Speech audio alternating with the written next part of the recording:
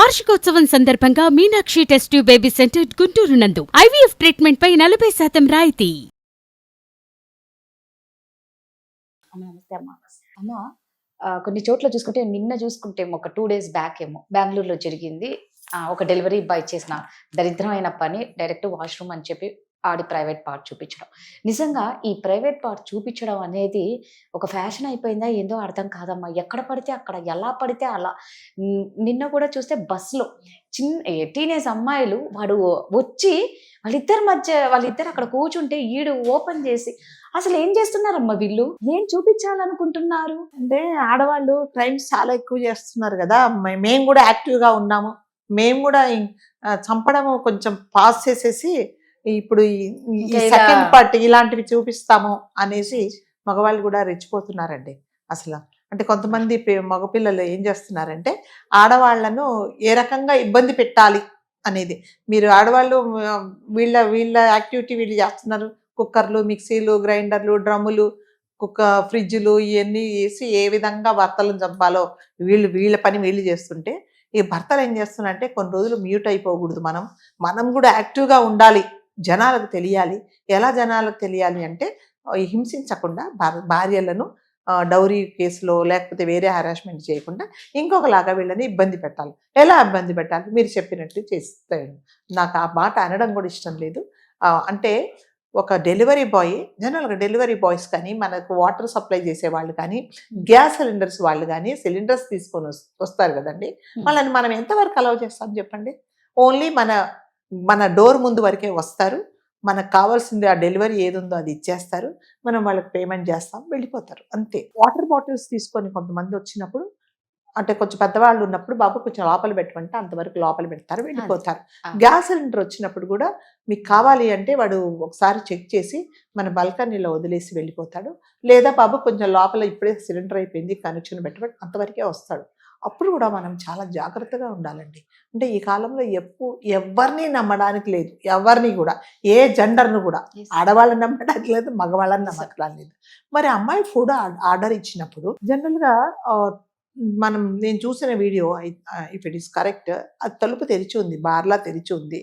ఆ అమ్మాయి తలుపు ముందు ఉండి అది ఏదైతే కవర్ ఉందో అది తీసుకోవాలి. ఆ అమ్మాయి అసలు అతను ఆ కవర్ తీసుకొని వచ్చిన తర్వాత డైరెక్ట్గా, ఇప్పుడు మన ఇంట్లో వాళ్ళు, నేను మన ఇంటికి వెళ్ళినప్పుడు ఎలా డైరెక్ట్గా లోపలికి వెళ్ళిపోతామో అలా వెళ్ళిపోతూ ఉన్నాడు వాష్రూమ్ దగ్గర. వెళ్ళిపోతున్నప్పుడు నేను ఎవరిని బయట వాళ్ళని నేను అలౌ చేయను, నువ్వు లోపలికి ఎందుకు వస్తున్నావు అని అడుగుతుంది అమ్మాయి. అడిగితే నేను వాష్రూమ్కి వెళ్తాను అని అంటే, నువ్వు అలా ఎలా యూజ్ చేస్తావు, నువ్వు వాష్రూమ్ ఎందుకు యూజ్ చేస్తావు అంటే వాడు వినకుండా లోపలికి వెళ్ళిపోయాడు వాడు. ఇందులో ఏంటంటే రాజుగారు, ఒకవేళ అబ్బాయి ఈమెకు తెలిసిన అబ్బాయి అన్నా కావుండొచ్చు కదా, లేదా అంటే మామూలుగా కొంతమంది మన ఇంటికి చూడండి, మనం ఎప్పుడు క్యాబ్ బుక్ చేసుకుంటే మనకు ఒకటే ఓటీపీ వస్తుంది కదా, మన ఫ్రీక్వెంట్గా ఒకటే వస్తుంది మనకి ఓటీపీ, ఏదో XYZలో ఏదైనా వస్తుంది. అట్లాగే ఈ అబ్బాయి కూడా ఈమె ఎప్పుడు ఫ్రీక్వెంట్గా ఆర్డర్స్ ఇస్తూ ఉంటే ఒకటే అబ్బాయి డెలివరీ చేస్తూ ఉండొచ్చు. సో ఆ పరిచయంతో ఏమన్నా లోపలికి వెళ్ళిపోయాడమో అది ఆమెకే తెలుసు, ఆ అబ్బాయికి తెలుసు. అంటే ఏది ఏమైనా కూడా ఆ అబ్బాయి లోపలికి వెళ్ళిపోయి తన పని కార్యక్రమం ముగించుకొని వాష్రూమ్కి వెళ్ళేసి వాడు అలాగే బయటకు వచ్చాడు.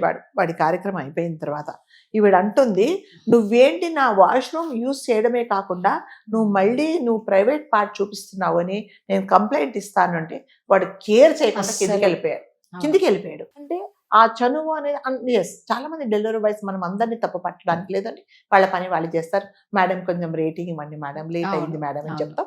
మనం కూడా చాలా పొలైట్గా థ్యాంక్స్ అని చెప్పేసి మనము అతని సర్వీసెస్ మనకు నచ్చితే మనము రేటింగ్ ఇస్తాం, అది మన ఇష్టం.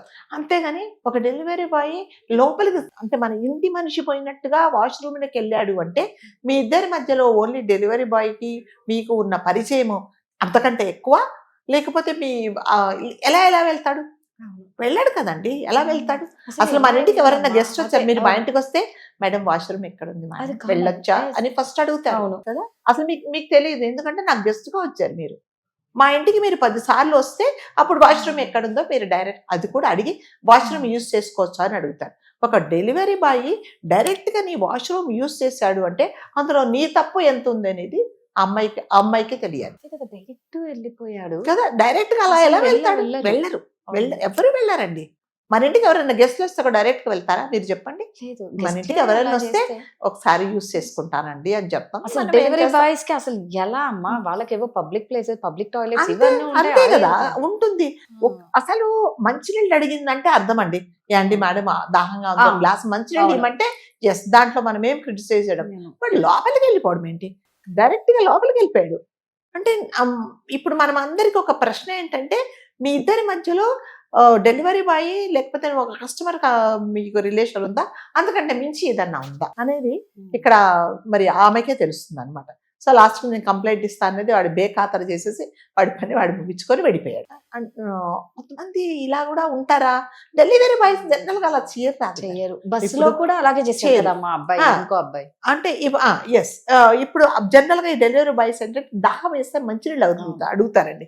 అంతకంటే మించి ఎక్కువ ఏం అడగరు వాళ్ళు. మనం అపార్ట్మెంట్స్ లో ఉంటే కింద ఏదో పబ్లిక్ టాయిలెట్స్ ఉంటాయి, కింద ఉంటే అక్కడికి వెళ్ళమని చెప్తాం. అసలు మగపిల్లలు ఎప్పుడు ఎవరిని అడగరండి అట్లాగా. మరి ఈ విషయంలో మాత్రము మరి ఈ అమ్మాయి తప్పు ఎంత ఉందో అనేది ఆమెకే తెలుస్తుంది. ఏది ఏమైనానండి, ఎవరైనా మన ఇంటికి ఏదైనా డెలివరీ ఇవ్వడానికి వచ్చే ముందు మనం కూడా చాలా జాగ్రత్తగా ఉండాలి. డైరెక్ట్గా అసలు లోపలికి వాళ్ళని రానియకుండా వాళ్ళ పని ఏంటో వాళ్ళు చూసుకుంటేలాగా డోర్ దగ్గర నుంచి వాళ్ళని డిస్పోజ్ చేయడం అన్నంత ఉత్తమమైన పని లేదు. సెకండ్, మీరు చెప్పినట్టుగా బస్సులో అందరూ దాంట్లో ట్రావెల్ చేస్తున్నారు. ఒక కుర్రోడు ఒక 23-24 ఇయర్స్ ఉంటాయేమో, వాడు వెనక నుంచి వచ్చాడు. వెనక నుంచి వస్తే మనం కూడా అనుకుంటాం చాలా వెనక కంఫర్టబుల్ లేదేమో, ముందు కూర్చుంటున్నాడు లేదా ముందు నిల్చుంటున్నాడు అంటే ఒక 2 అమ్మాయిలు కూర్చొని ఉన్నారు. వాళ్ళిద్దరు కూర్చుంటే వచ్చి నిల్చున్నాడు. సరే నిల్చున్నాడంటే వాష్రూమ్కి వెళ్ళేటప్పుడు వాడు ఏం చేస్తాడో ఆ పని చేసుకుంటూ జిప్ ఓపెన్ చేసుకొని వచ్చి వాళ్ళ ముందు ఆ పని చేశాడు. వాళ్ళకు పిచ్చెక్కిపోయింది. ఇలా మంచి చూసి పని షాక్ అయింది. చేసిందమ్మా. ఒక అమ్మాయి ఏం చేసిందంటే చచ్చేటట్టు కొట్టింది అనమాట. మంచి పని చేసింది. అది తప్పు కదా. చాలా మటుకు మగవాళ్ళు ఏం చేస్తారంటే ఇంకా ఏం చేయాలో అర్థం కాక రాక్షసత్వాన్ని ఎలా చూపిస్తారంటే ఇలాంటి పని చేసేసి ఆడవాళ్ళని ఇబ్బంది పెడతారనమాట. అందుకని ఏది ఏమైనా కూడా పబ్లిక్ ప్లేస్ లో ఉన్నప్పుడు ఆడవాళ్ళు కానీ మగవాళ్ళు కానీ ఎవరైనా సరే మనం ఎలా ఉండాలి అనేది చాలా ఇంపార్టెంట్. పర్పస్ఫుల్ గా వాడు అలా చేశాడు అంటే వాడి మైండ్ ఎంత క్రిమినల్ మైండ్, ఈ ఆడవాళ్ళ పట్ల ఎంత వాడికి ఏమాత్రము మర్యాద, ఒక రెస్పెక్ట్ అనేది ఏమీ లేదు. కాబట్టి మనమే మళ్ళీ జాగ్రత్తగా ఉండాలి.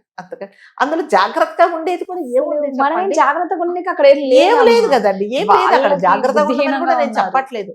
అది. అసహ్యమైన పనులు చేసే మగవాళ్ళు వాళ్ళు కాకపోతే ఆలోచించుకోవాలి. ఈ అమ్మాయి చేసినట్లే ధైర్యంగా చెయ్యాలి. ఎస్, ధైర్యంగా చూసేసే తలలు తిప్పుకోకుండా తప్పుకొని నలుగురు భయపడకుండా. కలిసి కొట్టేశామనుకోండి, కొడితే Yes. అడిగి బుద్ధి వస్తుంది అనమాట. అంతే, తోసేయాలి. బస్సు స్పీడ్ గా వెళ్ళే బస్సు నుంచి తోసేయాలి. ఉంటే ఉంటాడు, పోతేవాడు. అలాంటి పోతే కూడా ఏం నష్టం లేదండి, దేశానికి ఏమైనా నష్టమా?